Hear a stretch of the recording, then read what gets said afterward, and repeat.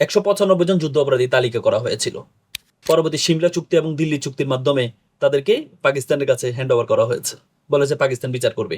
কেউ নিজের রাষ্ট্রের আসামিদেরকে নিজে বিচার করে না, কিন্তু ভারতের সুবিধার্থে, কারণ যখন আমাদের সাথে যুদ্ধ চলছে তখন ভারতের একটা অংশ, যেটা আপনার জম্মু কাশ্মীরের একটা অংশ পাকিস্তান দখল করে নেয়।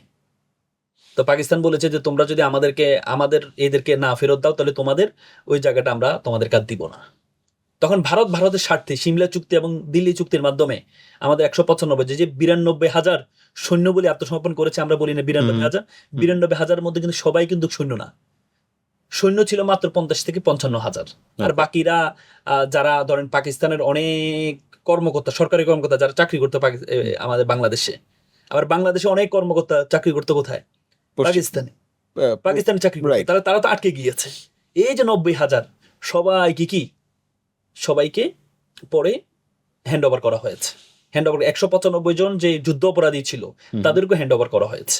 এবং 1972 সালে তাদেরকে তো আমরা হ্যান্ড ওভার করে দিলাম। 1972 কোলাবোরেশন অ্যাক্ট করেছিল, যারা সহযোগী ছিল তাদেরও একটা তালিকা করে তাদের জন্য ট্রাইব্যুনাল গঠন করা হয়েছে। যে খন্দকার মাহবুব সাহেব, যিনি পরবর্তী সাইদি সাহেবের আইনজীবী ছিলেন, উনি কিন্তু তখনকার ট্রাইব্যুনালের প্রসিকিউটর ছিলেন, চিফ প্রসিকিউটর ছিলেন তিনি। ট্রাইব্যুনাল করা হয়েছে, ট্রাইব্যুনাল করে কোলাবোরেশন অ্যাক্ট করা হয়েছে, কোলাবোরেশন অ্যাক্ট ট্রাইব্যুনাল করা হয়েছে, বিচার হয়েছে।